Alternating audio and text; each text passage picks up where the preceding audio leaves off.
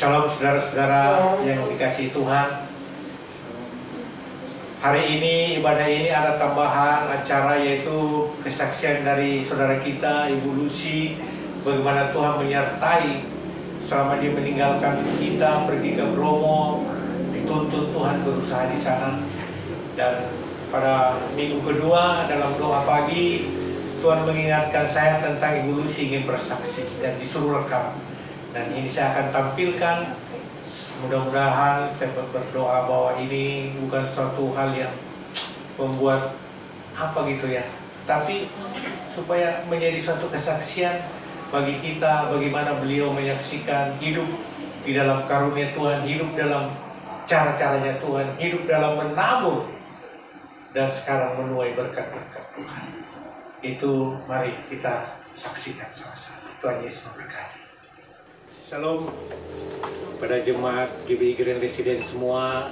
Hari ini kami bersama dengan hambanya Ibu Lucy di tempatnya yang luar biasa di Bromo. Kami bersyukur boleh mengunjungi beliau, dan hari ini beliau akan memberikan kesaksian kepada kita semua sebagai penguat, sebagai bukti bahwa orang yang beriman dalam Yesus, Tuhan akan pelihara, bahkan Tuhan akan membuka berkat-berkatnya tingkat-tingkat langit untuk memberkati. Tapi tidak begitu saja saudara-saudara, melalui satu pencobaan, melalui satu ujian yang luar biasa, sehingga apa yang ada sekarang ini, itu semua dilalui karena kasih karunia Tuhan. Ya, pagi hari ini saya bersama dengan Ibu Lucy.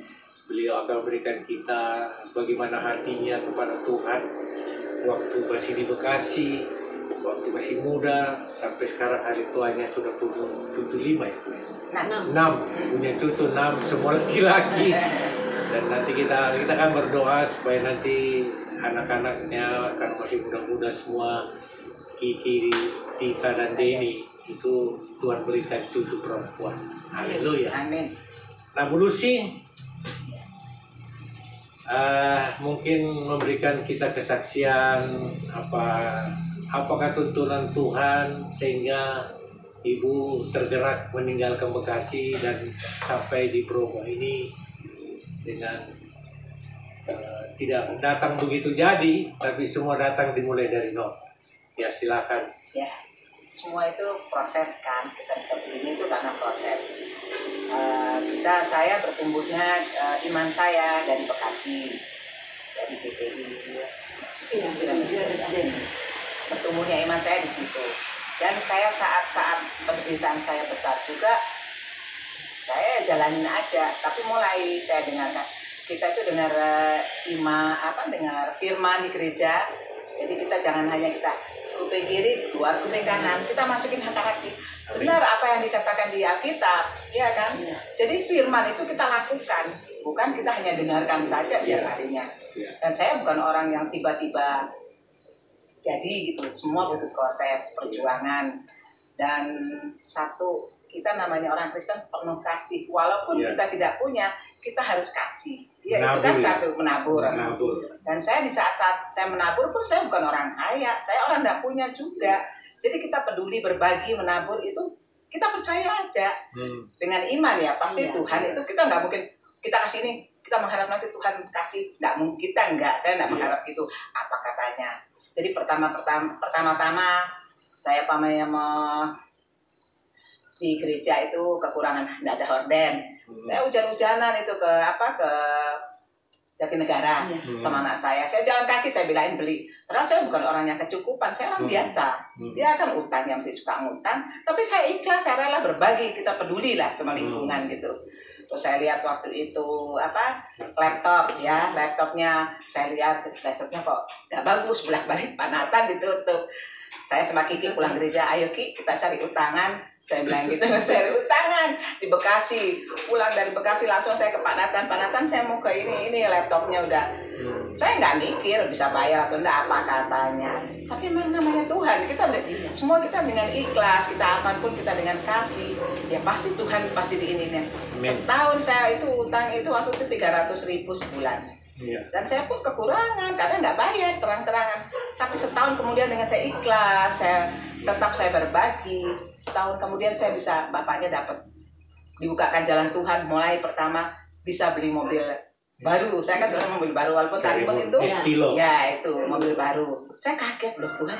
Saya gini, bapaknya mulai dibukakan ininya, apa namanya, berkat-berkat sama Tuhan dikasih jalan, kaplingan dia buka-buka.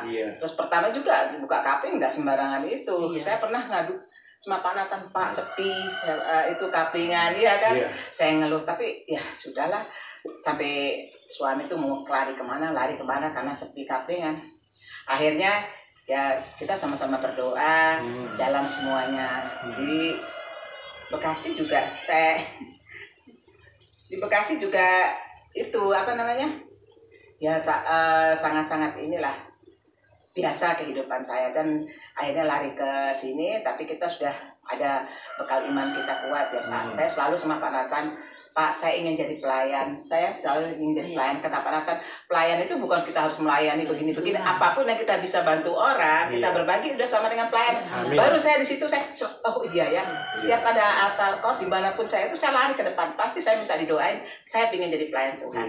Tapi ya benar Pak Nathan, bukan kita melayani harus begini aja, tapi apa yang kita bisa ikhlas, kita itu ya, kita melayani, memberi, berbagi dimanapun. Memang saya selalu terbuka hati saya untuk berbagi, walaupun kadang saya dihina, di itu dalam keadaan nggak punya, tapi saya biasa-biasa aja. Bapaknya juga gitu. Tapi karena semua kan karena Tuhan dan iman kita kuat. Gitu. Dan kita peduli, yang penting kita peduli sesama.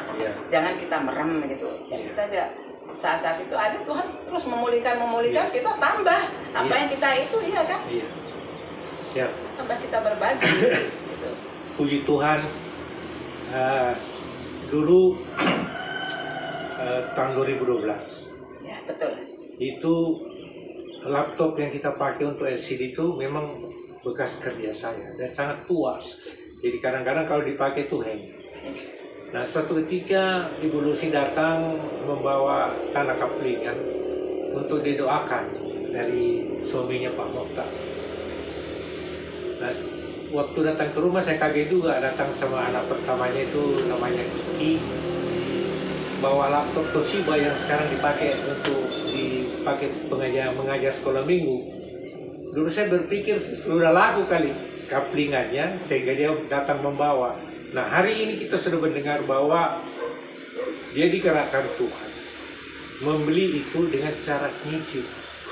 1 tahun baru laku waktu itu. Apa yang dia minta doakan itu belum terjadi saudara, tapi dia sudah melakukan lebih awal. Nah saudara-saudara, mengapa persembahan Naaman ketika disembuhkan oleh Elisa dari kustanya hanya disuruh 7 kali mencelupkan di sungai Yordan, dan dia lakukan dan dia sembuh. Setelah itu baru mau ngasih persembahan yang kalau dihitung oleh para teolog sekarang itu harganya sekitar 50M uang sekarang. Itu ditolak oleh Nabi Elisa. Kenapa? Karena dia melihat mujizat dulu, baru mau memberi. Berbeda dengan perempuan di Sarfat. Ketika Tuhan menyuruh Nabi Elia ke Sarfat, ketika ditanya perempuan itu, apakah engkau mempunyai roti? Dia bilang, kami hanya punya segenggam tepung, sedikit minyak untuk membuat roti. Dan setelah itu kami makan dan kami mati. Artinya janda di Sarfat itu tidak punya apa-apa lagi. Tapi ketika Elia meminta untuk dibuatkan roti dulu, dia lakukan. Dan apa yang terjadi saudara? Tepungnya, minyaknya berlimpah. Karena dia melakukan sesuatu yang dia belum lihat akan terjadi, tapi dia sudah lakukan. Dan itu, dan apa yang diutarakan oleh Ibu Lucy, saya baru tahu, saudara. Jadi itu satu pelajaran bagi kita. Dan saya sendiri dengan Ibu Agnes kesini khusus untuk rekaman ini, karena beliau akan bersaksi bagaimana Tuhan memproses dia. Dan saya juga heran, di sini ada 6 gereja. Tapi di sini kan mayoritas Islam dan sedikit Hindu. Dan ketika datang di sini, kesaksian dari Ibu Lucy Ya silakan Bu, apa yang bisa diberikan kepada gereja? Ya memang saya dari dulu, dari awal dimanapun gereja, selalu kan doa saya, Tuhan percayakan hambamu untuk menjadi saluran berkat-Mu. Amin. Itu doa saya selalu, jadi saya nggak minta apa-apa. Amin. Percayakan hambamu untuk, mungkin Tuhan percayakan akhirnya dia beri ini.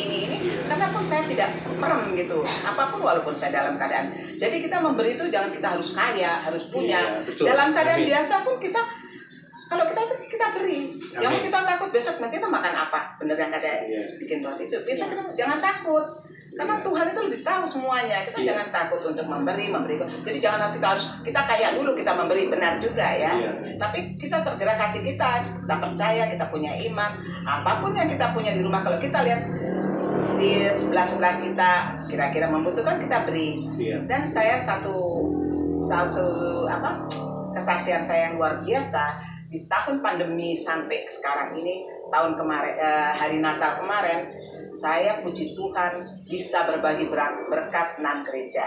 Amin. Dan pendeta-pendetanya juga ya sedikit-sedikitnya semua satu-satunya saya kasih berkat. Amin. Jadi itu saya puji Tuhan. Itu saya selalu bilang itu bukan dari saya.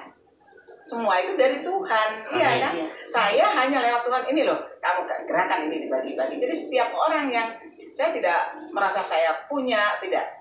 Karena itu semua karena Tuhan. Hanya Tuhan percayakan saya untuk mengelola apa yang Tuhan punya. Ini semua Tuhan punya. Saya hanya dipercaya. Itulah doa saya. Tuhan percayakan hambamu untuk menjadikan saluran berkat-Mu. Jadi saya pegang terus itu. Jangan sampai saya juga minta doa juga. Jangan sampai saya takabur gitu dengan keadaan itu. Saya tetap sampai mati tetap saya harus berbagi. Ya, luar biasa saudara-saudara. Kalau saudara tahu bahwa Ibu Lucy ini sampai hari ini saudara bisa lihat horden yang kita masih pasang itu sebenarnya masih ada satu, ada 3. Coba satunya itu kan tidak tahu mau taruh di mana, ya simpan di rumah. Itu ada 2 warna ungu itu sampai sekarang ini kita udah pakai hampir 6 tahun. Itu tidak pernah lusuh, tidak pernah rusak. Baru 1 kali di laundry, tapi tetap utuh dan menjadi kenang-kenangan lah saudara-saudara. Nah, satu hal apa yang Ibu Lucy utarakan ini mudah-mudahan semua saudara bisa menangkap dengan baik, bahwa kalau kita diberkati Tuhan, itu ada maksud Tuhan dalam hidup kita. Kita tidak bawa materi itu ke kuburan. Kita akan tinggal semua, dan bahkan kalau kita tidak mengarahkan anak-anak ini akan jadi perselisihan sebagai warisan. Tapi saya percaya sebagai contoh hidup yang diberikan oleh Ibu Lucy kepada anak-anak ketiga anaknya ini dan cucu-cucunya itu luar biasa. Bahkan ada satu cucunya, walaupun saudara kan tahu Pak, suami Ibu Lucy ini tetap Muslim, tapi imannya itu sudah Kristen sebenarnya. Dan saya percaya bahwa hari-hari ini sesuai dengan perintah Kosta ketiga bahwa akan terjadi orang yang datang kepada orang masjid-masjid itu akan dipakai untuk memuliakan Tuhan Yesus. Jadi mungkin pikiran kita bahwa akan seperti gereja, tentu beda. Mungkin imannya yang berubah. Mereka tetap akan menyembah Tuhan, Allah karena sama-sama ini, tapi imannya kepada iman seperti Yesus yang diajarkan.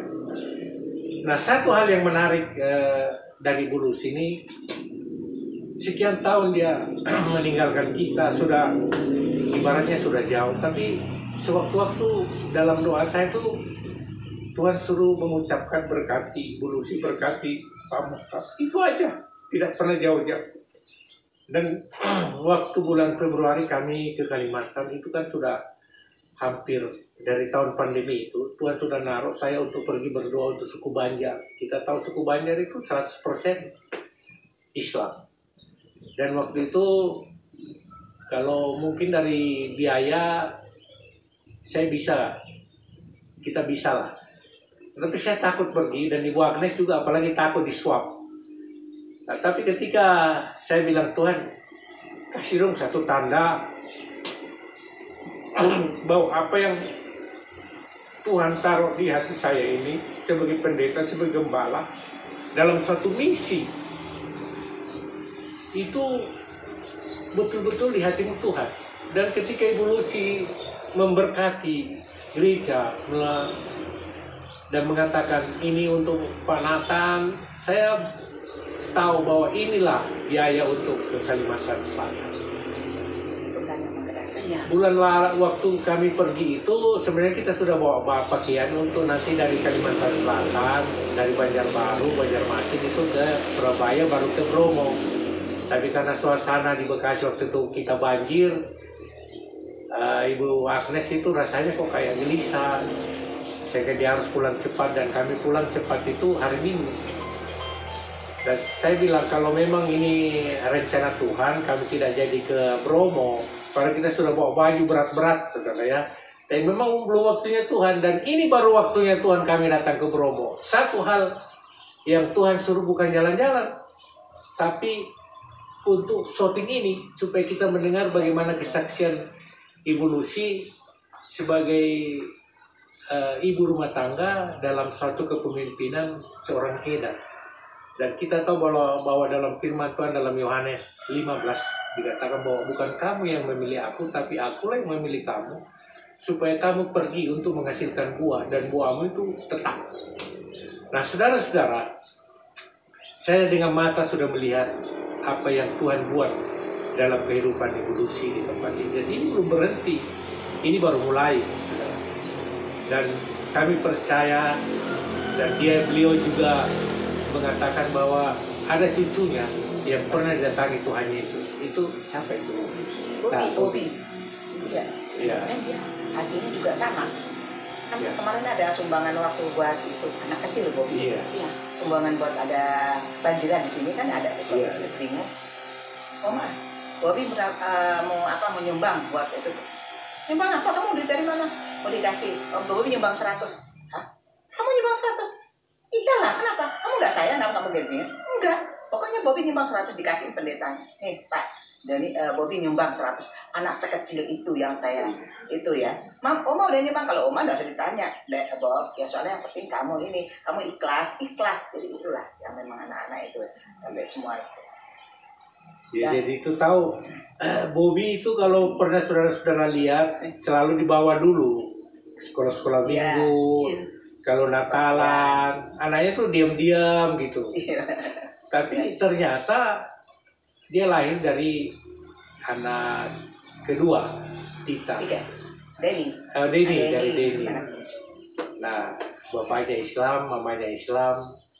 Dan saya juga berpikir bahwa ini nanti anak pasti mengikuti eyangnya, Pak Mohtar. Tapi ternyata dalam masa kecil seperti itu dilawan Tuhan. Dan ini kan sama dengan Yoel 2 ayat 28.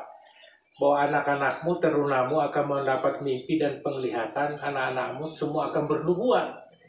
Nah, ini kan menggenapi Yoel 28 ini, bahwa di akhir zaman itu Tuhan mencurahkan rohnya bukan kepada orang tua, tapi justru kepada anak-anak semua. Dan saya sudah lihat Bobi, kelas berapa ya Bu? 3 sekarang. Nah, sekarang sudah kelas 3 SMP. Selalu ngomong shalom. Iya, itu yang kecil juga. Dan kecil itu, kalau ketemu pagi-pagi salam. Yang kecil ini yang bungsu. Jadi semua hampir mengikuti karena dia tertipu sama eyangnya ya. Iya.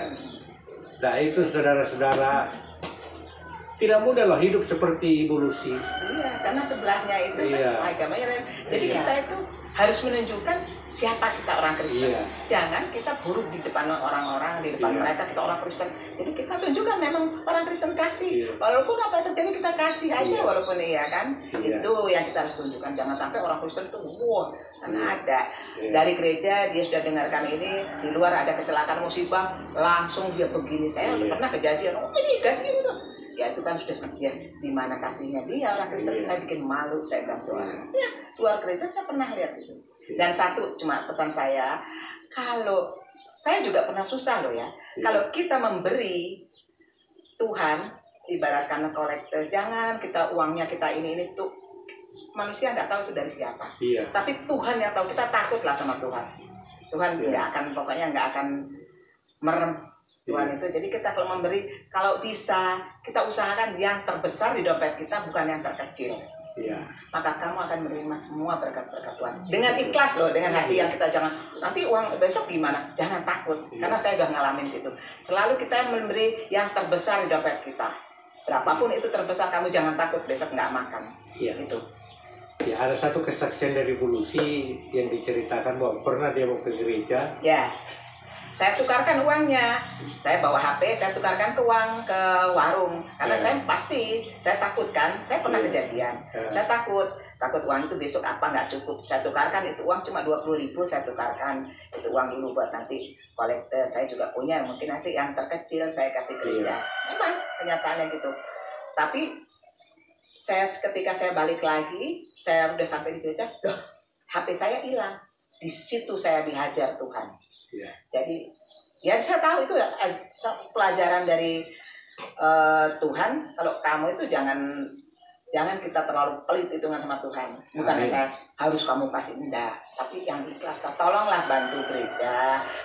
Kamu kasih dompetmu yang tidak isi dompetmu yang terbesar, bukan yang terkecil. Itu buat Tuhan loh, semua itu karena Tuhan. Jadi saya begini itu juga semua karena Tuhan. Tuhan tahu semuanya. Saya itu dari waktu kejadian itu saya tidak pernah ngasih yang terkecil, saya selalu ngasih yang terbesar dari dompet saya. Walaupun saya nggak punya, saya nggak takut. Gitu. Ya, kita tahu pengajaran Tuhan Yesus ketika di Bait Suci, dia memperhatikan kotak persembahan di Yerusalem. Dan semua orang kaya memberikan persembahan yang lebih besar.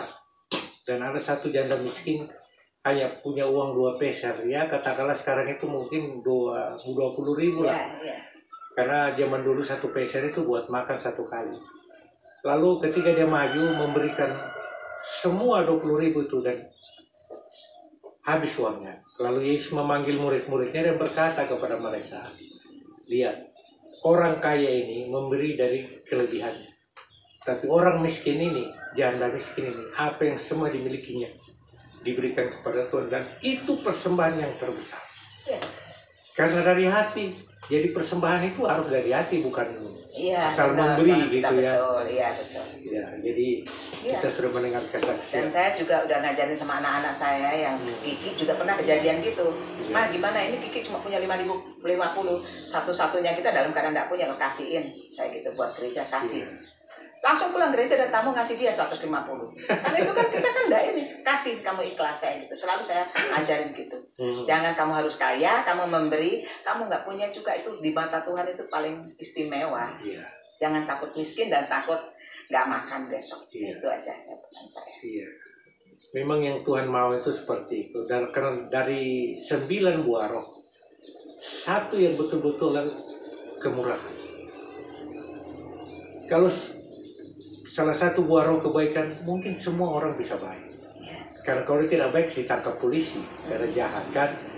Tapi kemurahan itu berbagi, memberi, apalagi untuk pelayan Tuhan.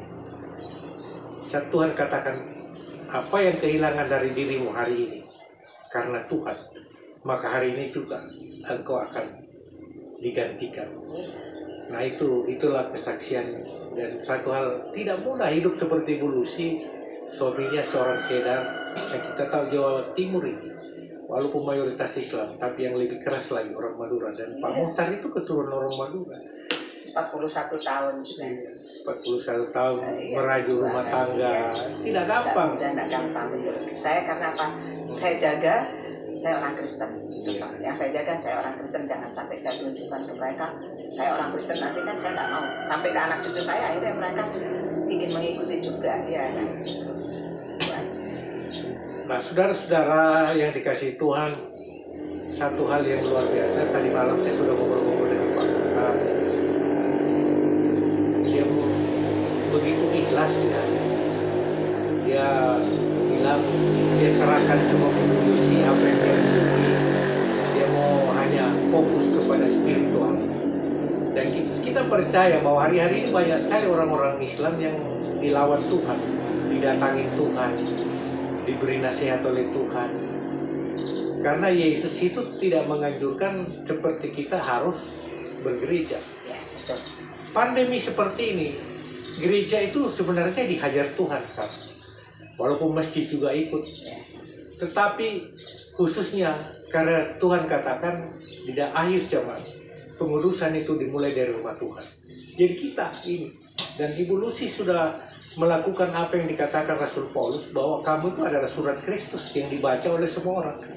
Jadi kalau misalnya kita jahat atau tidak baik, tentu orang Kristen kayak gitu. Tapi Iya. Bu Lucy sudah mengatakan bahwa saya selalu mempertahankan supaya nanti anak-anaknya, cucu-cucunya semua mengikuti dia. Haleluya. Amin. Haleluya, Bu Lucy. Amin, ya. Apalagi mau disampaikan kepada jemaat sebelum kita tutup. Ya itulah. Pokoknya satu kali lagi kita kasih yang di dalam Kristus itu kita harus ikutin. Iya. Dan apapun kalau kita berbagi, satu itu aja. Kita jangan takut. Jangan takut kita miskin. Dan kita kalau menolong orang, jangan kita setengah-setengah. Iya. Berilah dengan ikhlas, dengan sepenuh hati. Tuhan juga tahu. Pokoknya jangan takut kita kalau untuk memberi, berbagi, jangan takut. Iya. Itu aja. Ya, itulah wawancara. Mudah-mudahan kita semua diberkati. Amin. Dan saya berharap banyak jemaat mungkin yang tidak kenal Ibu Lucy. Tapi beliau ini dulu tinggal di GSP. Dia lama di GSP dan juga di gereja kita. Nah itulah, saya tahu betul kisahnya semuanya karena suaminya pernah kami diskusi soal pekerjaan, soal apa usahanya dan segala macam anak-anaknya.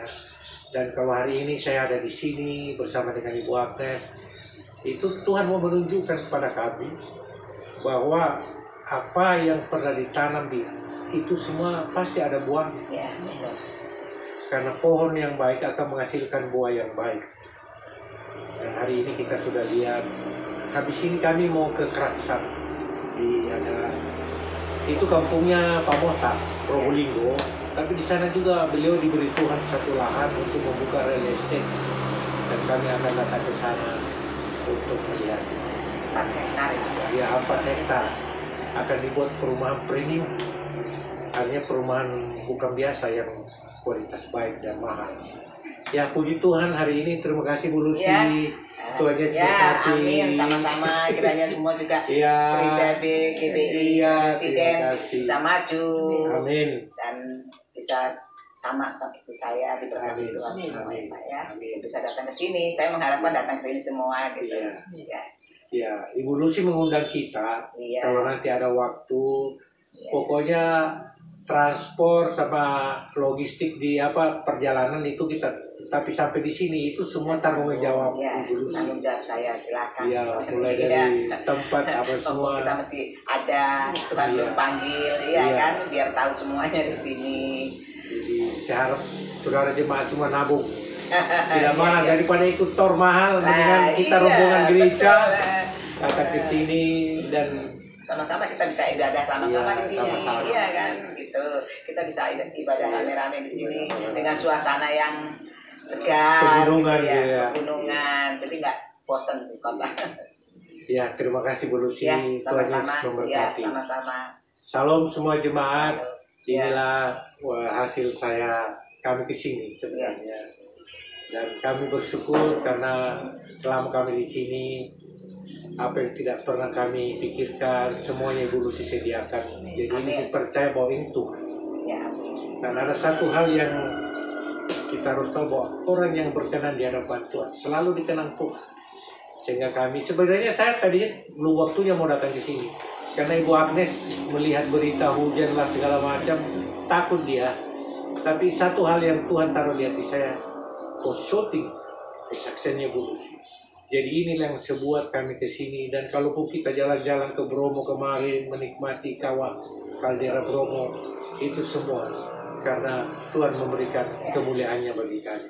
amin. Terima kasih Bu Ya, Lucy. ya, sama-sama, Tuhan Yesus Pak. memberkati. Ya.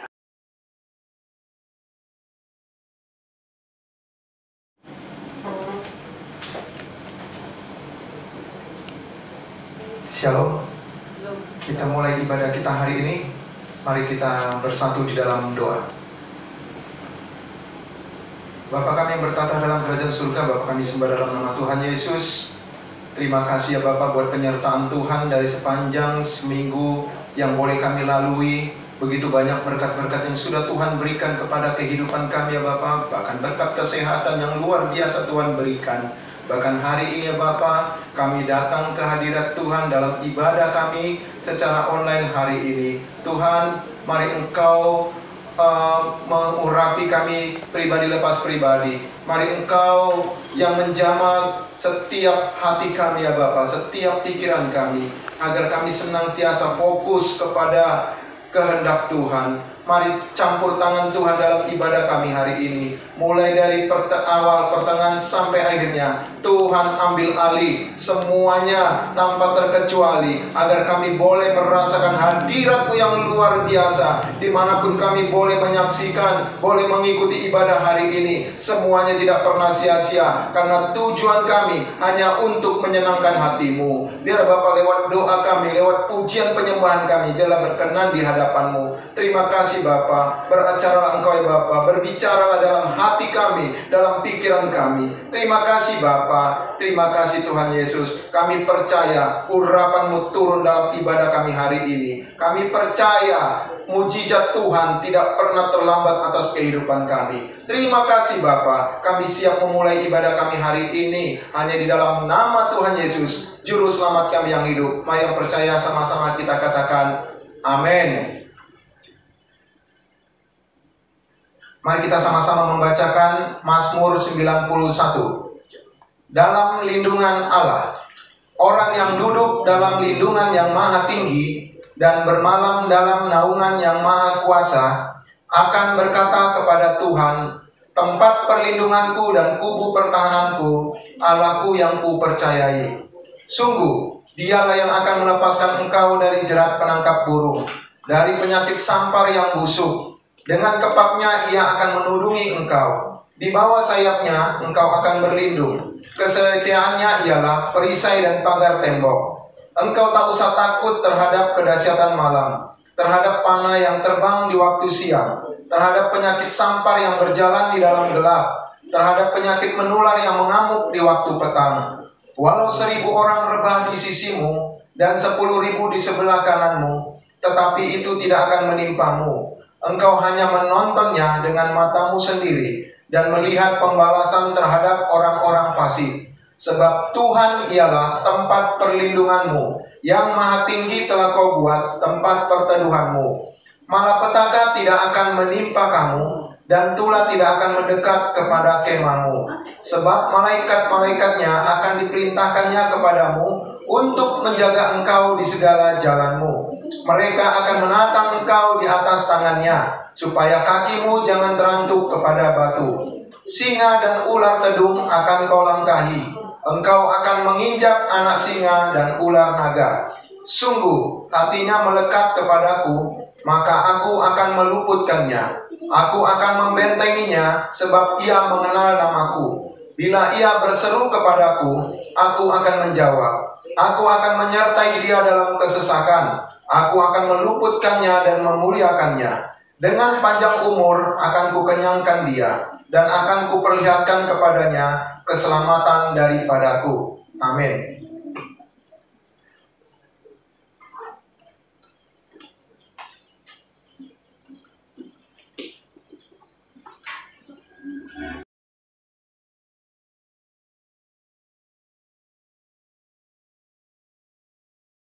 Shalom Bapak Saudara, selamat hari Minggu. Bulan ini kita merayakan Jumat Agung dan Paskah, yaitu kematian dan kebangkitan Yesus. Oleh sebab itu, pada edisi Voice of Pentecost hari ini, kita akan membahas mengenai apakah kebangkitan Yesus hoax. Semua orang di atas muka bumi ini memiliki hari kelahiran dan hari kematian. Tetapi jika bicara mengenai hari kebangkitan, hanya Yesus yang mempunyai hari kebangkitan dan kehidupan kekal. Oleh sebab itu, inilah yang membedakan Yesus dengan tokoh agama lainnya. Hari-hari ini ada banyak sekali hoax yang beredar di sosial media. Tetapi tahukah saudara, bahwa sejak pada zaman Yesus pun sudah ada hoax yang beredar mengenai kebangkitan Yesus. Jadi, apakah kebangkitan Yesus hoax atau fakta? Apa makna dari kebangkitan Yesus? Mari kita simak bersama. Kebangkitan Yesus adalah kekuatan utama iman Kristen. 1 Korintus 15 ayat 17 mengatakan, dan jika Kristus tidak dibangkitkan, maka sia-sialah kepercayaan kamu, dan kamu masih hidup dalam dosamu. Tanpa kebangkitan, kehidupan orang yang percaya kepada Yesus tidak mempunyai kuasa. Iblis berusaha untuk menyebarkan hoax. Sebab jika Yesus tidak bangkit, maka dia bukan Tuhan dan ia tidak bisa memberikan keselamatan kekal, maka iman percaya kita menjadi sia-sia. Iblis menyerang salah satunya dengan conspiracy theory yang mengatakan bahwa para murid bersengkongkol telah mencuri mayat Yesus sehingga kuburnya ditemukan oleh para wanita dalam keadaan kosong. Hoax itu dipercaya sampai sekarang. Sebagai saksi Kristus, kita harus bisa mempertahankan iman kita selain dengan pengalaman pribadi. Salah satunya ada dengan pembuktian secara fakta historis. Dua orang ahli apologetika Kristen telah menyelidiki berbagai fakta dan perdebatan tentang kebangkitan Yesus selama kurang lebih 30 tahun dan menyodorkan fakta-fakta yang dapat diterima dan diakui oleh para ahli sejarah, ateis, skeptik, dan bahkan rabi Yahudi. Nah, kita akan membahas hanya 5 fakta historis yang mereka temukan mengenai kebangkitan Yesus yang menyatakan bahwa isi dari teori konspirasi tersebut tidak benar. Fakta pertama adalah para wanita menjadi saksi hidup. Menurut tradisi Yahudi, wanita bukanlah saksi yang bisa dipercaya. Jika kebangkitan Yesus itu adalah rekayasa persekongkolan, maka penulis kitab Injil harusnya memberitakan bahwa saksi pertama yang menemukan kubur Yesus kosong adalah murid-murid Yesus yang bergender laki-laki. Markus menulis apa adanya, bahwa memang para wanita Allah yang pertama kali menemukan kubur Yesus kosong. Fakta kedua adalah kubur Yesus dijaga ketat oleh para prajurit. Bagaimana mungkin prajurit Romawi yang menjaga kubur Yesus bisa terlelap tidur dan tidak melihat murid-murid mencuri jasad Yesus? Matius 27 ayat 62-66 menyatakan prajurit Romawi telah menjaga kubur Yesus ketat, bahkan kubur itu dimeterai. Fakta ketiga adalah imam-imam kepala justru merekayasa kebohongan. Untuk menutupi fakta bahwa Yesus bangkit, maka imam-imam kepala menyuruh para penjaga membuat cerita bahwa murid-murid Yesus telah mencuri jasad Yesus. Ini membuktikan bahwa imam-imam kepala tidak menyangkali bahwa kubur itu kosong karena Yesus bangkit. Fakta keempat adalah murid-murid Yesus sedang dalam kondisi ketakutan. Bagaimana mungkin murid-murid yang sedang dalam ketakutan dan hilang pengharapan namun berani mencuri jasad Yesus? Justru mereka sedang menanti-nantikan apakah betul yang dikatakan Yesus bahwa ia akan bangkit di hari ketiga. Faktanya adalah mereka semua menjadi pemberita kebangkitan Yesus dengan berani, yakin, dan mati sebagai martir. Mana mungkin ada orang yang rela mati untuk suatu rekayasa kebohongan. Fakta kelima adalah bertobatnya Saulus dari pembunuh umat Tuhan menjadi pelayan Tuhan. Perjumpaan Saulus dengan Yesus dalam perjalanan menuju Damaskus membuktikan Yesus hidup dan bangkit. Sehingga Saulus yang menganiaya dan membunuh orang Kristen bertobat menjadi Paulus yang rela memberitakan Injil. Sekalipun dianiaya, dipenjara, dan ditindas, akhirnya mati sebagai martir. Sebenarnya masih banyak lagi fakta mengenai kebangkitan. Namun hanya dengan 5 fakta yang kita bahas sudah cukup mengkonfirmasi dan membuktikan bahwa Tuhan Yesus itu benar-benar bangkit. Justru teori konspirasi pencurian mayat Yesus oleh murid-murid itulah yang hoax. Jadi, fakta bahwa Yesus telah bangkit dari kematian membuktikan bahwa dia adalah Tuhan. Dan apa saja yang dikatakannya di dalam Alkitab adalah mutlak benar. Kuasa, kehidupan, dan kekekalan hanya ada di dalam dia. Dan ini memberikan pengharapan bahwa kita yang ikut mati di dalam Kristus akan dibangkitkan di dalam kebangkitannya. Sebab dia hidup ada hari esok yang penuh harapan. Dan kita pun memperoleh hidup yang kekal serta segala kelimpahannya. Saudara, untuk penjelasan lebih lengkapnya dari tim teologi kami, jangan lupa buka link yang ada di atas atau scan QR Code yang tersedia. Salam integritas, Tuhan Yesus memberkati.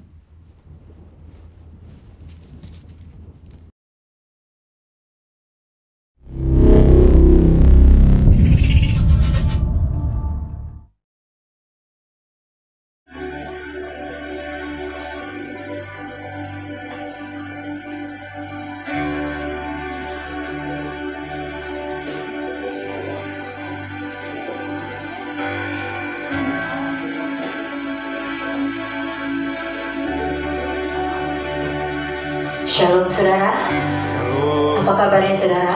luar biasa. Pasti luar biasa. Karena kita punya Allah yang luar biasa, sehingga seluruh kehidupan kita pun menjadi luar biasa. Karena kita punya Allah yang dahsyat. Haleluya. Saudara, kita mau siapkan hati kita. Dimanapun saudara berada saat ini, siapkan waktu saudara. Mari berkumpul, ajak suami, istri, anak-anak berkumpul masuk dalam hadirat Tuhan. Kita mau siapkan hati kita. Terima kasih Bapa. Terima kasih Yesus. Kami mau masuk dalam hadirat-Mu Tuhan dengan membawa korban pujian. Yes Jesus. Haleluya.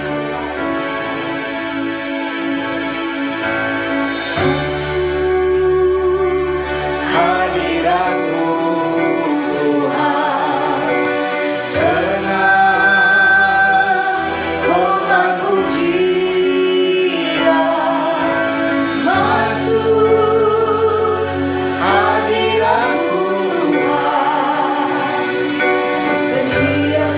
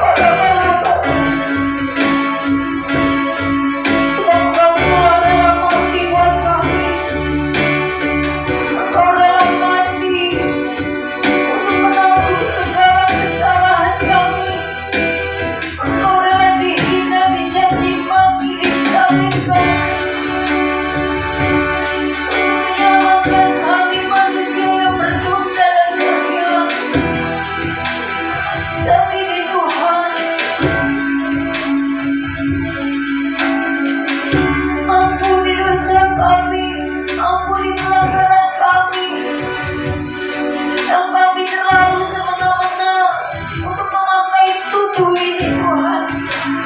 Jika kami semena-mena dengan seenaknya memakai tubuh ini, biarlah Tuhan ampuni dosa kami, sehingga kami dapat mempergunakan tubuh ini untuk memuliakan nama-Mu Bapa. Sikira lama-lama yang sama karararara. Yes, Jesus.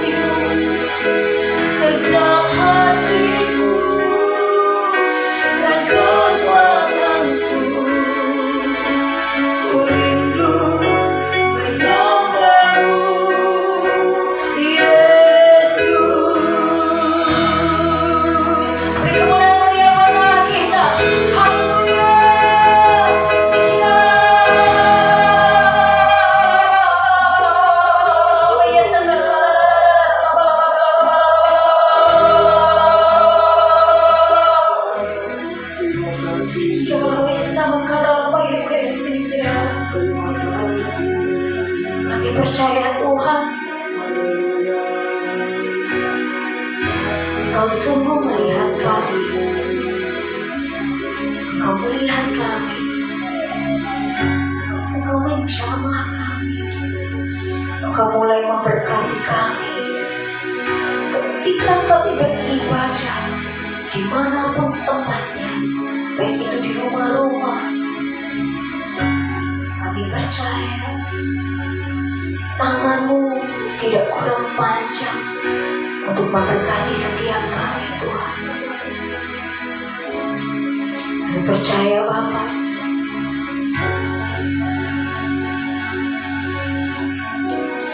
Engkau boleh mati oleh segala kesalahan kami, segala kutuk kami, tapi saat ini Engkau boleh bangkit dan kuasa-Mu membangkitkan kehidupan kami, dan kami memperoleh kemenangan demi kemenangan, sehingga hidup kami Engkau layakkan menjadi umat pilihan Allah, dan kami bersukacita lagi ke Tuhan. Setiap kami yang lemah saat ini, kami sudah dibangkitkan, sudah dikuatkan. Saat kami yang sakit saat ini, Bapa, oleh bilur-bilur dan darah Yesus Kristus, kami sudah menjadi sembuh dan tahir di dalam nama Yesus. Dan saat kami memiliki beban berat, kami percaya Tuhan telah mengangkat beban itu, dan kami telah memperoleh kelegaan dan kemerdekaan di dalam nama Yesus. Mari saudara siap bersorak-sorai memuji memuliakan Tuhan lebih lagi. Sama-sama kita katakan amin, haleluya. Saudara terus bersukacita, amin. Kita percaya Tuhan kita, Allah kita sudah bangkit, amin. Dia hidup untuk selama-lamanya. Mari kita nyanyikan pujian ini. Anak Allah, Yesus namanya. Dialah Allah yang menyembuhkan, Dia Allah yang menyucikan. Bahkan dia mati tebus untuk dosa kita. Namun dia hidup sebab kubur itu telah kosong. Haleluya. Mari saudara, kita sama-sama nyanyikan anak Allah Yesus namanya. Yesus namanya menyembuhkan, menyucikan, bahkan mati tebus dosamu, kubur kosong membuktikan dia hidup. Anak Allah, anak Allah. Yesus namanya menyembuhkan,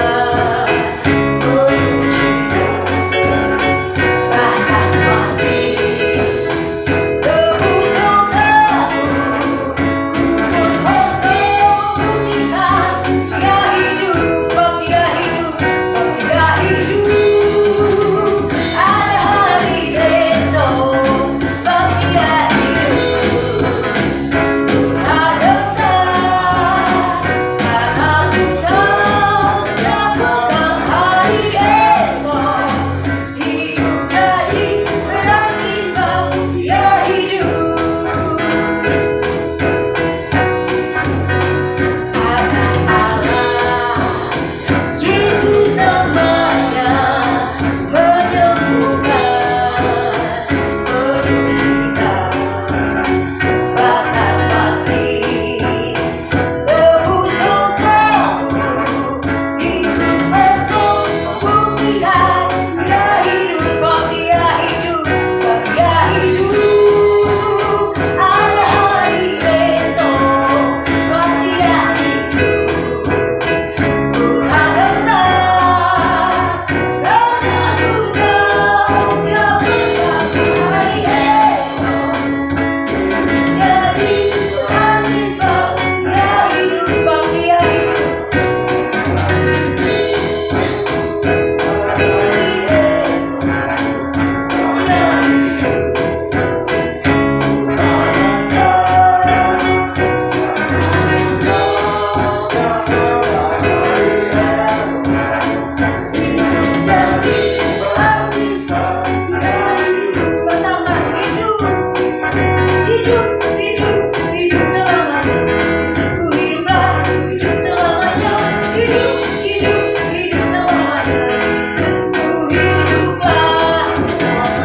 Jadi Tuhan sebab dia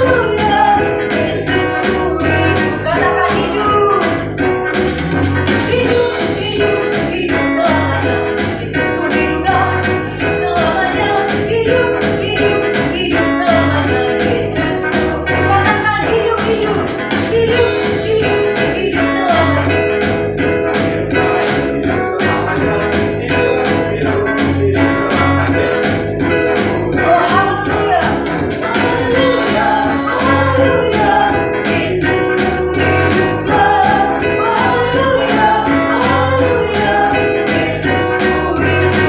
hidup.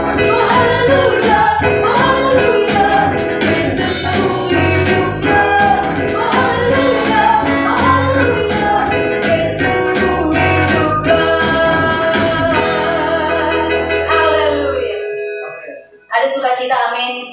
Kita harus bersukacita karena Yesus kita hidup, saudara. Amin. Mari saudara, sebelum kita mempersiapkan diri kita untuk mendengarkan kebenaran firman Tuhan, kita mau deklarasikan Pentakosta ketiga. Pentakosta ketiga. 1. Pentakosta ketiga adalah pencurahan Roh Kudus yang dahsyat di zaman ini, melebihi yang terjadi di Azusa Street. 2. Pentakosta ketiga akan mengakibatkan penuaian jiwa yang terbesar dan yang terakhir sebelum Tuhan Yesus datang kembali. 3. Pentakosta ketiga akan membangkitkan generasi Yeremia, yaitu anak-anak muda yang dipenuhi Roh Kudus, cinta mati-matian kepada Tuhan Yesus, tidak kompromi terhadap dosa, dan akan bergerak untuk memenangkan jiwa. 4. Pentakosta ketiga lahir di Indonesia yang bergerak ke bangsa-bangsa. Gerakan ini dari timur ke barat dan akan kembali ke Yerusalem. 5. Pentakosta ketiga akan memberikan kuasa untuk menyelesaikan amanat agung Tuhan Yesus, dan setelah itu Tuhan Yesus datang kembali. Haleluya. Mari saudara, kita siapkan hati kita. Namun sebelumnya saudara juga dapat memberi persembahan, baik itu persembahan diakonia, pembangunan, atau pelayanan untuk penyediaan pengadaan gedung gereja kita. Saudara boleh masukkan dalam amplop, saudara kembalikan ke gereja, atau juga saudara bisa melalui transfer, saudara bisa catat di akhir ibadah ini. Mari saudara, kita siapkan hati kita. Lebih lagi Bapa, masuk dalam hadirat-Mu Bapa. Lebih lagi menikmati dalam hadirat-Mu Bapa. Pakai kami Tuhan, pakai kami memiliki telinga seorang murid, sehingga kami memahami, sehingga kami mengerti apa yang Tuhan mau dalam hidup kami. Yes.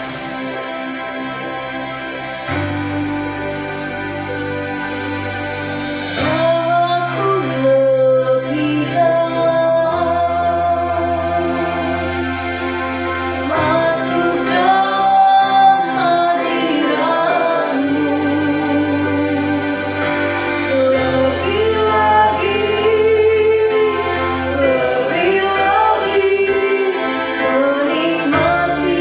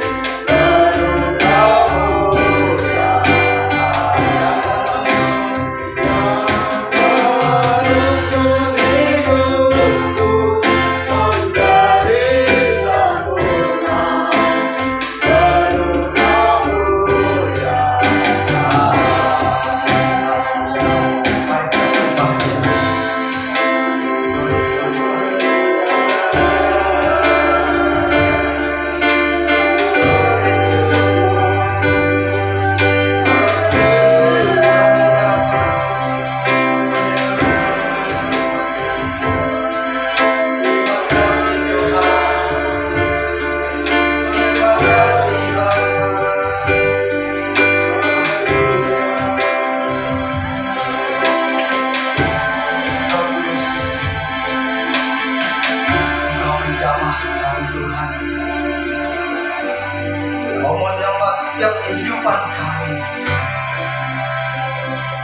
supaya hari lepas hari Tuhan, kami boleh hidup penuh dengan kelimpahan, karena Tuhan menyertai hidup kami. Terima kasih Bapa yang baik. Terima kasih Tuhan, pada hari ini kami semua boleh Tuhan menikmati hidup kami. Kami boleh berkesempatan lagi Tuhan untuk memuji, memuliakan nama-Mu. Lalu ibadah online kami Tuhan Yesus, kami percaya Bapa, Kau hadir di tengah-tengah kami, mengurapi kami Tuhan. Terima kasih Bapa. Urapi hamba-Mu yang akan menyampaikan isi hati-Mu Tuhan. Biarlah Tuhan setiap perkataan yang keluar dari mulut hamba-Mu ini, itu semua maunya Tuhan, untuk mengajarkan kami, memberkati kami, menegur kami Tuhan, supaya hidup kami terus turun dengan kehendak Tuhan. Terima kasih Bapa. Dalam nama Yesus Kristus, kami siap mendengar firman. Semua kita percaya sama-sama kita katakan amin. Shalom saudara terkasih dimanapun saudara berada hari ini. Saya percaya semua kita ada dalam lindungan Tuhan. Semua kita sehat. Firman Tuhan hari ini kita akan belajar dari satu pasangan suami istri, Ananias dan Safira. Mari kita buka Alkitab kita dari Kisah Rasul pasal 5 ayat 1 sampai dengan 11. Saya akan bacakan dulu sampai ayat yang ke-6. Ada seorang lain yang bernama Ananias. Ia beserta istrinya Safira menjual sebidang tanah. Dengan setahu istrinya, ia menahan sebagian dari hasil penjualan ini, dan sebagian lain dibawa dan diletakkannya di depan kaki rasul-rasul. Ayat 3. Tetapi Petrus berkata, Ananias, mengapa hatimu dikuasai iblis, sehingga engkau mendustai Roh Kudus dan menahan sebagian dari hasil penjualan tanah itu? Selama tanah itu tidak dijual, bukankah itu tetap kepunyaanmu? Dan setelah dijual, bukankah hasilnya itu tetap dalam kuasamu? Mengapa engkau merencanakan perbuatan itu dalam hatimu? Engkau bukan mendustai manusia, tetapi mendustai Allah. Ketika mendengar perkataan itu, rebahlah Ananias dan putuslah nyawanya. Maka sangat ketakutanlah semua orang yang mendengar hal itu.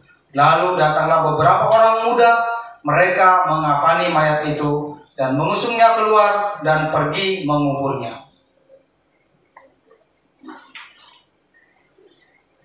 Saudara terkasih, kalau minggu-minggu sebelumnya kita sudah banyak belajar dari orang-orang yang memiliki integritas dan apa hasilnya ketika mereka memiliki integritas. Hari ini kita belajar dari kisah orang yang tidak berintegritas, tidak memiliki integritas, dan apa akibatnya yang didapatkannya. Saudara terkasih, kehidupan jemaat mula-mula penuh kasih, tidak berkekurangan karena segala kepunyaan mereka milik bersama. Setelah peristiwa Pentakosta yang pertama, di mana ada pencurahan Roh Kudus di loteng Yerusalem, orang-orang banyak sekali mengalami mujizat-mujizat. Petrus minggu kemarin sudah disampaikan oleh hambanya, bahkan dia membuat satu mujizat, memakai atas nama Tuhan Yesus, dia membuat orang lumpuh bisa berjalan. Saudara terkasih, kalau kita boleh flashback ke belakang, sebelum pencurahan Roh Kudus, Petrus itu meskipun sudah banyak menyaksikan mujizat-mujizat Tuhan, tetapi kadang-kadang dia lemah juga. Bahkan ketika peristiwa sebelum Tuhan Yesus disalibkan, dia menyangkal Tuhan. Tetapi setelah peristiwa Roh Kudus, setelah Roh Kudus turun atas mereka, banyak sekali perkara-perkara dahsyat yang boleh terjadi. Di antara jemaat mula-mula ini ada pasangan suami istri yang bernama Ananias dan Safira. Saudara terkasih, jika sebelumnya sudah disampaikan orang-orang yang berintegritas apa yang didapatkan, kini orang yang tidak berintegritas, tidak jujur, Ananias dan Safira. Di ayat 1, Ananias dan Safira dikatakan menjual sebidang tanah. Sebidang tanah, saya percaya pasti uangnya akan banyak. Kalau hari ini orang menjual sebidang tanah, katakanlah 100 meter saja, mungkin pasaran di sekitar kita bisa jadi itu sudah 100 juta rupiah. Berarti pada saat ini juga saya percaya uangnya ini pasti banyak. Mungkin ini juga yang membuat Ananias dan Safira itu merasa berat hatinya. Pasal 2, ayat 2, dengan setahu istrinya, ia menahan hasilnya sebagian.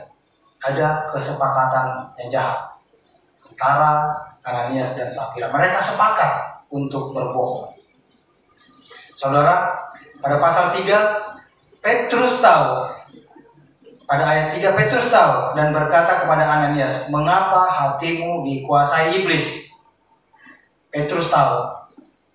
Saya percaya pada saat itu Petrus tidak melihat bahwa Ananias dan Safira sudah menjual sebidang tanah. Tetapi ketika Ananias datang ke hadapannya, dia tahu bahwa dia sudah berbohong. Itu karena Petrus ada dikuasai Roh Kudus. Jadi banyak sekali perkara-perkara yang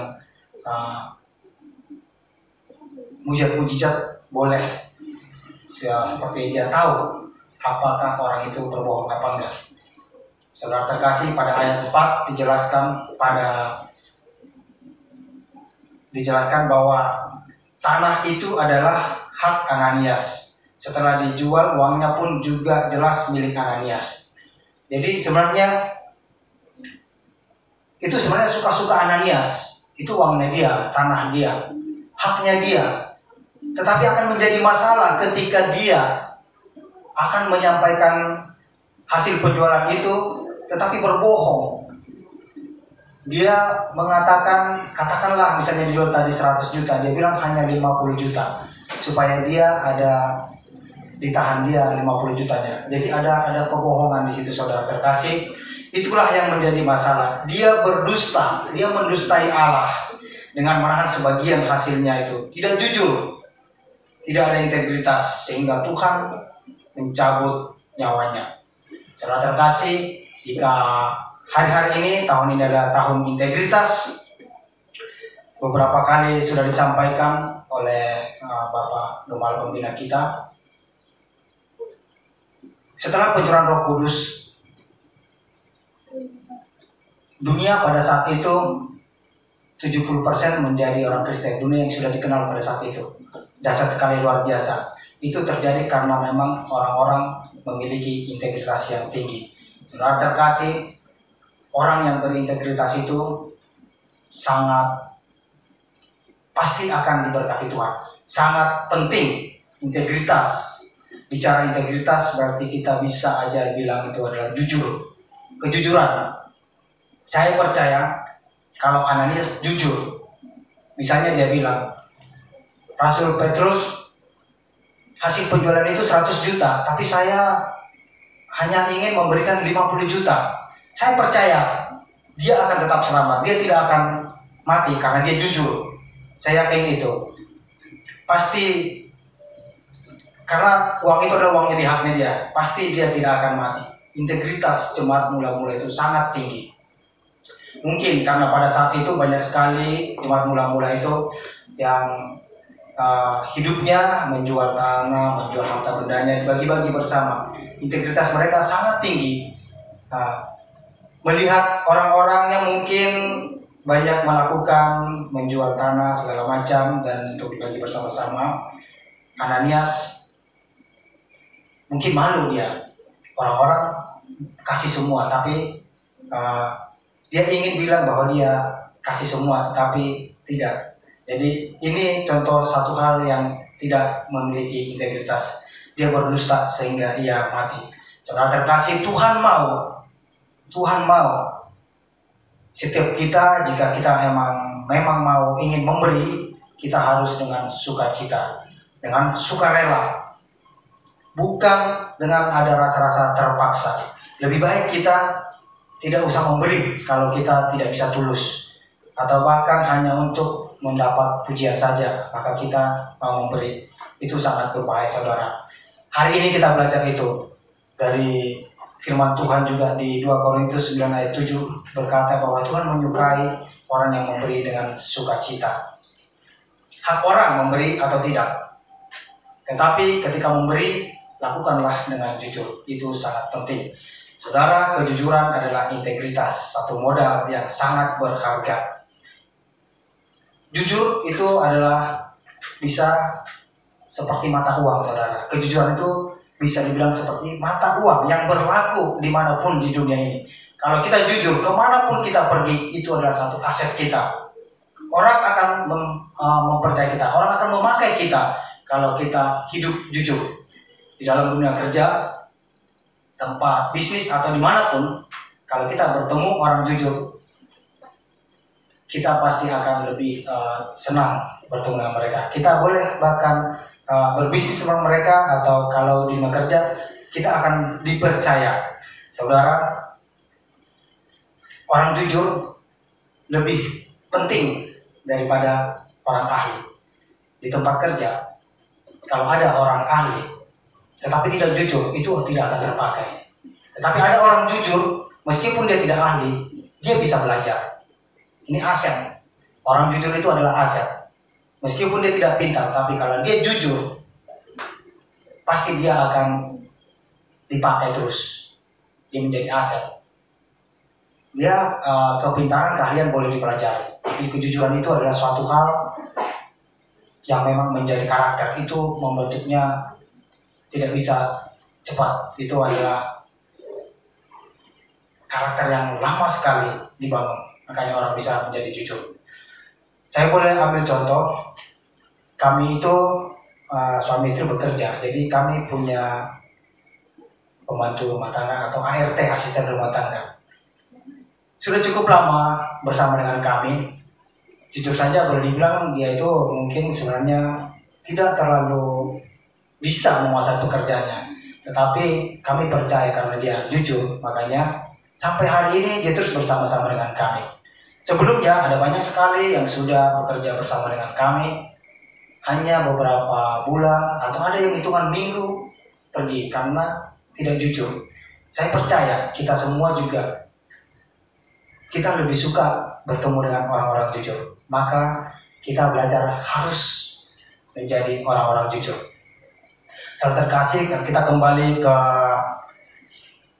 Kisah Rasul pasal 5.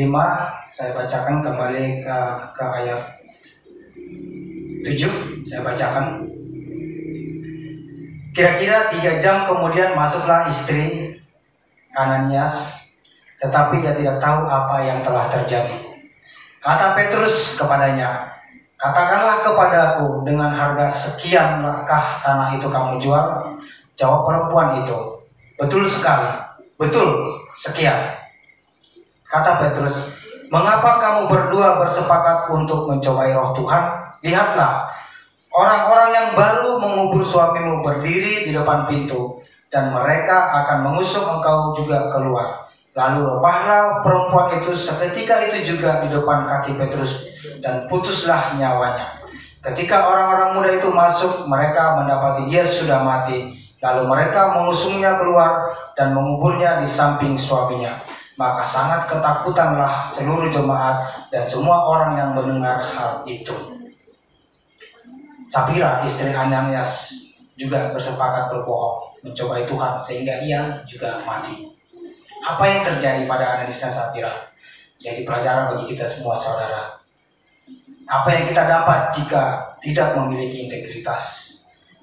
Jika tokoh-tokoh dalam Alkitab diberkati Tuhan karena mereka sangat memiliki integritas, hidup mereka sangat jujur, maka mereka diberkati Tuhan. Banyak sekali contoh-contohnya, saudara.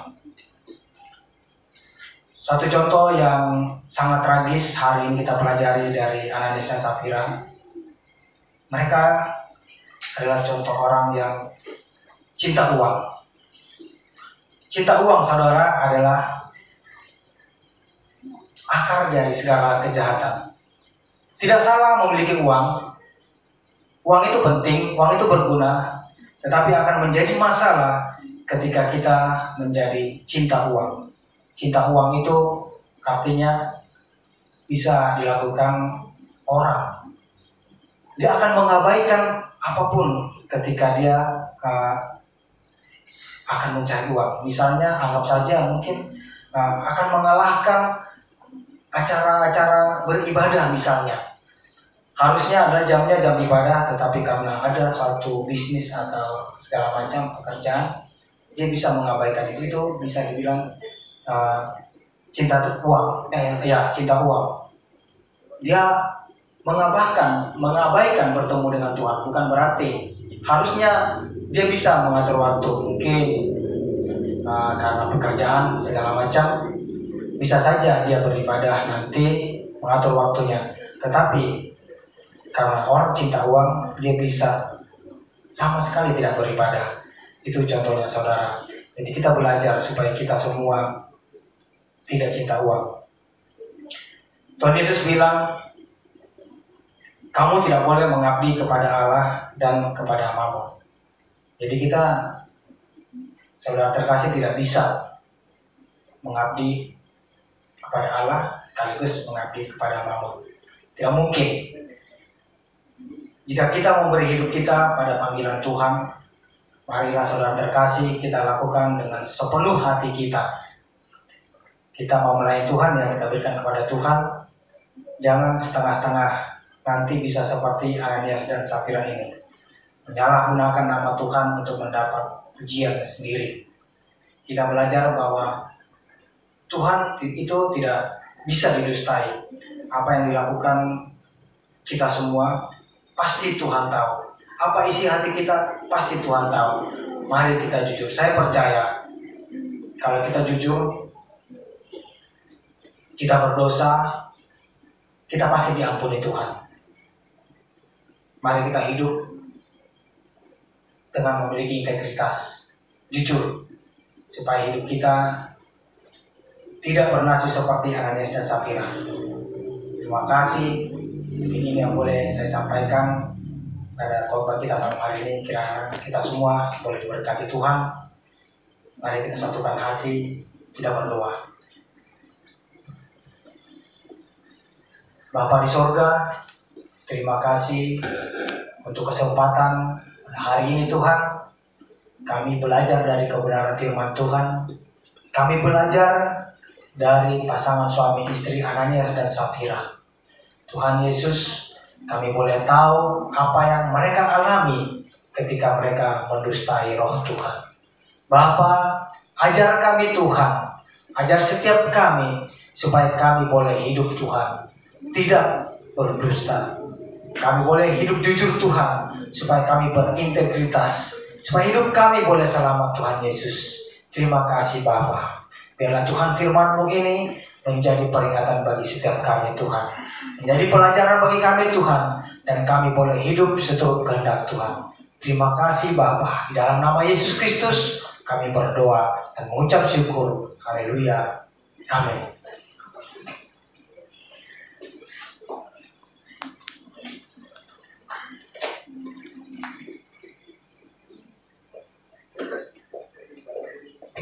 Ya saudara, mari kita sama-sama menyanyikan pujian untuk terus kita bisa menanggapi firman Tuhan. Bahwa kami percaya melalui firman-Mu tadi disampaikan, kami boleh kuat Tuhan. Kami semakin dikuatkan dan kami ditegaskan bahwa kami harus memiliki integritas. Jesus.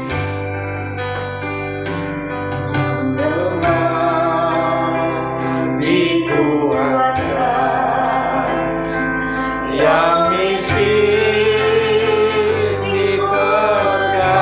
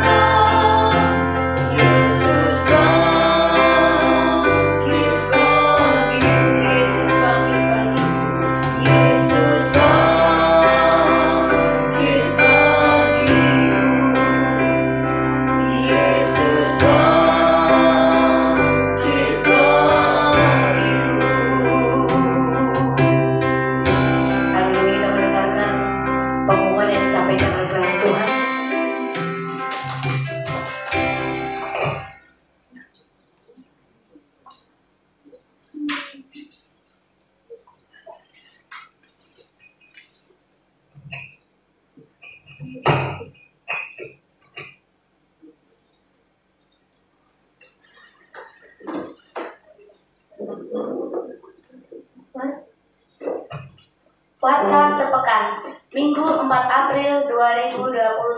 Shalom. Shalom. Puji Tuhan, kita telah diberkati melalui khotbah online pada hari ini. Kegiatan sepekan.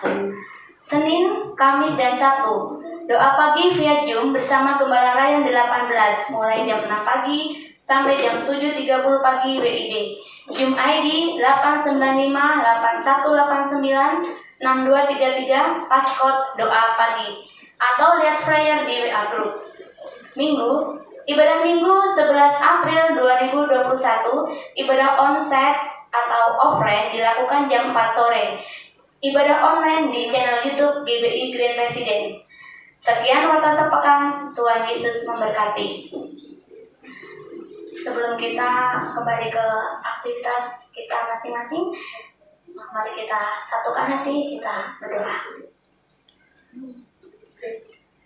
Bapa kami yang di surga, yang kami sembah di dalam nama Tuhan Yesus Kristus, kami mengucap syukur ya Tuhan atas penyertaan-Mu, atas campur tangan Tuhan di dalam ibadah online pada hari ini.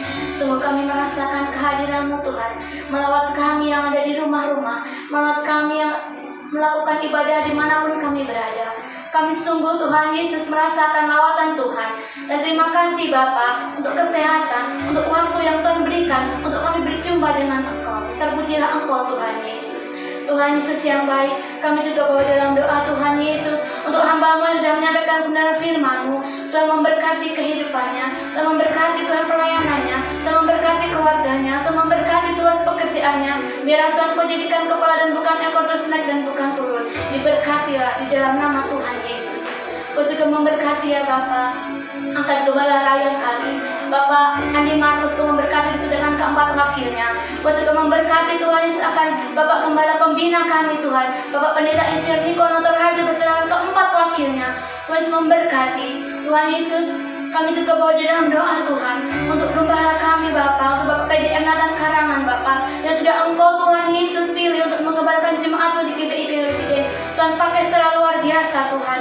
Kau memberkati Tuhan Yesus akan Ibu Agnes, memberkati akan keluarganya, Tuhan memberkati pelayanannya, diberkati di dalam nama Tuhan Yesus.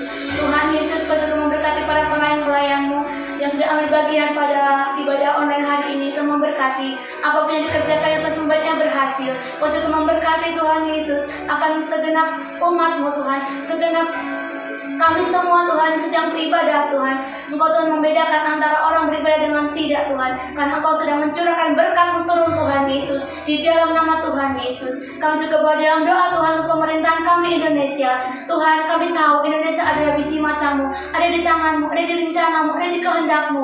Tuhan memberkati Tuhan Pak Presiden, Kau memberkati akan wakilnya, Kau berkati kabinet kerjanya. Tuhan, kami berdoa di dalam nama Tuhan Yesus, setiap keputusan yang diambil mendatangkan kebaikan untuk bangsa kami, Indonesia maju, Indonesia damai dan sejahtera. Dan kami juga bawa dalam doa Tuhan, pemulihan terjadi untuk bangsa kami Indonesia. Tuhan, biar jiwa-jiwa dimenangkan hormat kemuliaan nama-Mu Tuhan. Tuhan, kami percaya Bapa, Indonesia maju damai sejahtera oleh karena tangan Tuhan yang turun tangan memberkati Indonesia. Kami percaya Tuhan, biar jiwa-jiwa diselamatkan hormat kemuliaan nama-Mu. Tuhan, banyak gereja-gereja Tuhan Yesus. Tuhan, banyak gereja-gereja Bapa yang akan Kau persatukan Tuhan, karena Kau sediakan tubuh Kristus yang utuh ya Bapa. Tuhan, kami bawa di dalam doa Tuhan. Tuhan, kebangunan rohani terjadi untuk bangsa kami Indonesia, dan bahkan memberkati bangsa-bangsa di dalam nama Tuhan Yesus. Tuhan, kami berkatakan di dalam iman kami kepada-Mu Tuhan Yesus, COVID-19 dan juga resesi ekonomi global Indonesia bisa lalui. Diam dan tenanglah di dalam nama Tuhan Yesus. Kami diberkati dalam nama Tuhan Yesus. Tuhan Yesus yang baik, Kau sungguh sangat baik dan sangat baik dalam kehidupan kami. Dan ajar kami Bapa, Tuhan memperkatakan firman-Mu dalam kehidupan kami Bapa, karena Engkau adalah yang menyediakan segala apa yang kami perlukan, dan Engkau adalah penyembuh kami. Tuhan, Engkau Tuhan Yesus mengerti akan kebutuhan kami secara mendetail ya Bapa. Kami percaya dan kami menaruh harapan kepada-Mu Tuhan, tak yang mustahil bagi-Mu Tuhan Yesus. Terima kasih Tuhan untuk kesempatan pada hari ini Tuhan. Terpujilah Engkau Tuhan. Tuhan Yesus, Kau juga memberkati Bapa untuk umat-Mu yang memberikan persembahan. Tuhan, Kau memberkati pekerjaannya Bapa, Kau memberkati yang berlipat kali ganda. Terima kasih Bapa. Kami akan kembali ke dalam aktivitas kami masing-masing, dan kami percaya Kau memberkati kami, dan kami akan menerima berkat yang akan disampaikan oleh hamba-Mu. Haleluya.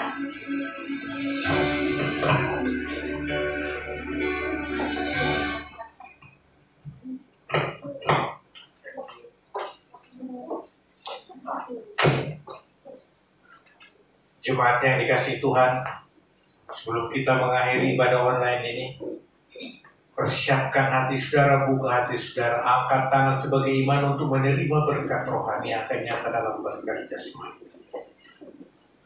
Anugerah yang berlimpah-limpah dari Allah Bapa di dalam putranya Yesus Kristus Tuhan, kasih karunia dan damai sejahtera turun atasmu pada hari ini. Dan persekutuan dengan Allah Roh Kudus senantiasa menyertai menuntun engkau. Keluar masukmu akan diperingati, dituntun dan diberkati. Apapun yang kau lakukan akan dibuatnya berhasil. Di dalam nama Yesus Kristus Tuhan, kita yang terima berkat Tuhan dan percaya sama-sama katakan. Amin.